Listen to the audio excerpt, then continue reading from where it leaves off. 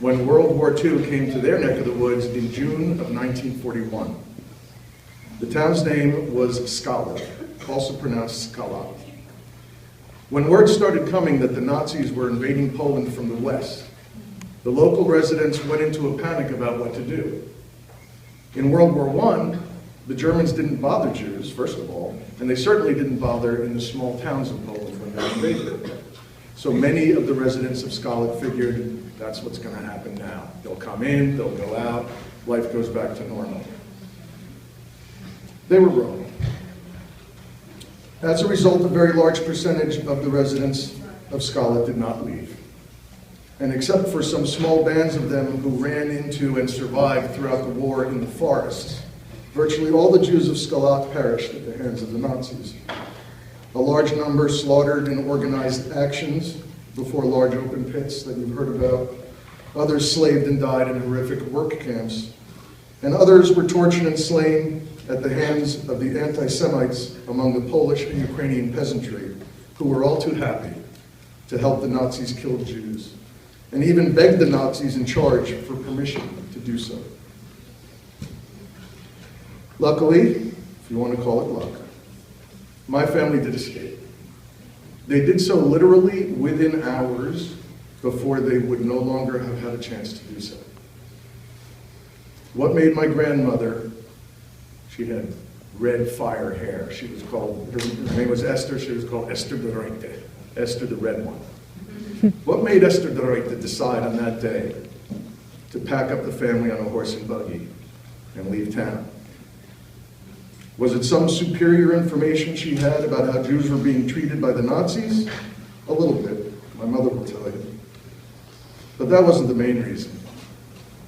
Her oldest son, my oldest uncle Moshe, had three very big problems.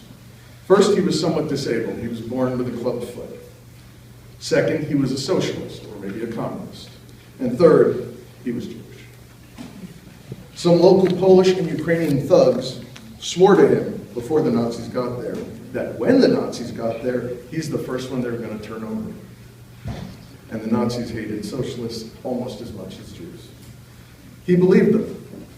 And so he wanted to escape to a relative in an even more remote village, in the woods, farther east, just for a few days, until everything, quote unquote, would blow over. As he was about to leave by bicycle, he ran into my Aunt Sally, his sister, and his friend, a local boy named Azriel. They heard what his situation was and they insisted on joining him for those few days. Somehow Azriel found another pair of bicycles and off the three went. That's what made Esther's decision. When she heard that two of her children had gone off alone into the night, into uncertainty and war, the decision was made. Go and get them. The family must stay together at all costs. She thought, of course, they'd be returning to Skalat once they found the kids, which would never happen. They did find the kids, but they never returned home. The next 3.5 months of ongoing escape ever eastward toward Russia, while the bombs are literally overhead, on foot and by horse and buggy, that experience is unlike anything I have ever seen in history books or in science fiction.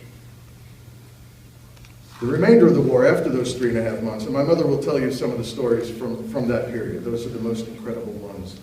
But even the rest of the war, even though not under the perpetual bombardment of the Nazi war machine, they were posed with one extreme challenge and threat after another: disease, hunger, heartache, freezing to death almost, and almost too hot to bear.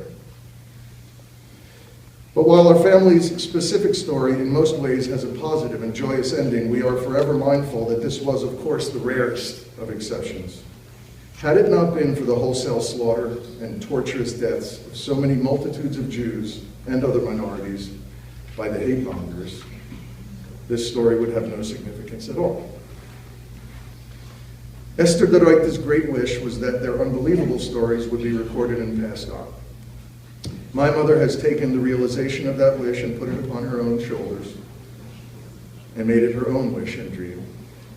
But she's added her own purpose to it: to teach and remind the youth, and us older kids, of the beauty of life, and to remind everyone of the complete tragedy that results from senseless hate, and to encourage each of you to strengthen your hearts against hatred. The heart, after all, is a muscle, and how do you strengthen that muscle? Through continual acts of loving kindness and by speaking out against hatred wherever it raises its ugly head.